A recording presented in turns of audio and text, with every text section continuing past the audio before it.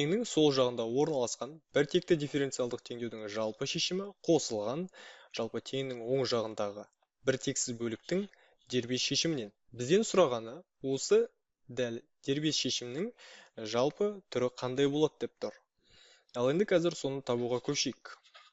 Дербес шешім бұл тікелей теңнің оң жағына қатысты. Біріншіден біз мына нәрсені ескереміз. Бізде теңнің оң жағындағы өрнек жалпы арнайы түрде f от x ол e-нің альфа x дәрежесі көбейтілген жалпы p от x деп тұр. Бұл жердегі p от x ол n дәрежелі көпмүшелік.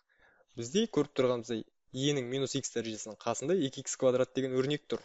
То есть есептің ішіндегі p от x ол 2x квадрат плюс 13x плюс 5-ті білдіреді. Демек, мынау e-нің қасында бізде екінші дәрежелі көпмүшелік. Сәйкесінше дербес шешімді іздеген кезде ол бізде келесі формуламен жазылады. Бірінші e-нің альфа x дәрежесін, сол есептің берілгендегі e-нің альфа x дәрежесін көбейтуіміз керек. Енді тура осындай, p от x-тағыдай жалпы n дәрежелі көпмүшелікке.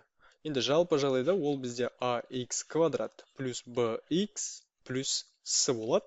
Себебі бізде есепте көріп тұрғанымызда екінші дәрежелі көпмүшелік берілген. Демек, дербес шешімді іздеген кезде де e-нің альфа x дәрежесін тура осындай екінші дәрежелі көпмүшеліктің жалпы түріне көбейтеміз. Так, енді бұл жерде ескеретін жайттар бар. Бірінші, мынау альфаның орнына жоғарыдағы мәнін әкеп қоямыз. Сонда дербес шешім бізде e-нің минус x дәрежесі көбейтілген ax квадрат плюс bx плюс с болады. Бірақ осы жерде ескеру керек жайт бар. Мұнда бізде есептің ішінде альфаның мәні жалпы минус 1-ге тең болды. Енді осындай бір тексіз жалпы дифференциалдық теңдеу шешкен кезде біз ескеру керек жайт, ол осы альфаның мәні теңнің сол жағындағы бір текті дифференциалдық теңдеумен қайталана ма, әлде қайталанбай ма? Так, қазір соны ескереміз. Егер қайталанбаса, осы өрнек бізде есептің шешімі болып қала береді. Так, енді теңнің сол жағын шығарайық. Y-тің төртінші ретті туындысы қосылған y-тің екінші реті туындысы тең 0-ге деп бір текті дифференциал теңдеу шешеміз. Так, енді бұны шешу үшін біз сипаттамалық теңдеуге көшеміз. Так, бұл k-ның 4 дәрежесі қосылған k квадрат тең 0-ге. K квадратты шығаратын болсақ, жақшаның ішінде k квадрат плюс 1 тең 0-ге болады. Сонда бұл жерден жеке-жеке 0-ге теңестірсек, k квадрат тең 0-ге, шығатын шешімдері k1 және k2 0-ге. Сонда бұл жерде 2 түбір табылып тұр, 0 болатын. Дәл осылай келесі k квадрат плюс 1-ді 0-ге теңестіреміз. Сонда бұдан шығады k квадрат тең минус 1. Сонда бұл жерден k3 және k4 деген түбірлеріміз ол плюс-минус жалпы i-ге тең. Енді ескеру керек жайт. Бізде альфаның мәні минус 1. Ал бізде сипаттамалық теңдеудің түбірлері жалпы 0, 0.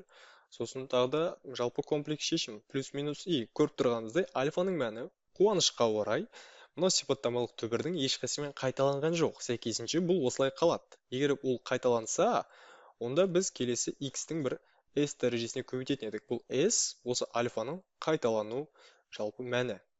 Егер бір рет қайталанса, x-тің 1 дәрежесі, 2 рет қайталанса, x квадрат дегендей. Бірақ онда ештеңе болған жоқ, сол себепті біз осы күйде қалдырамыз біздің дербес шешімімізді. Енді жауаптан іздесек, бұл бізде в нұсқасындағы шешім болады.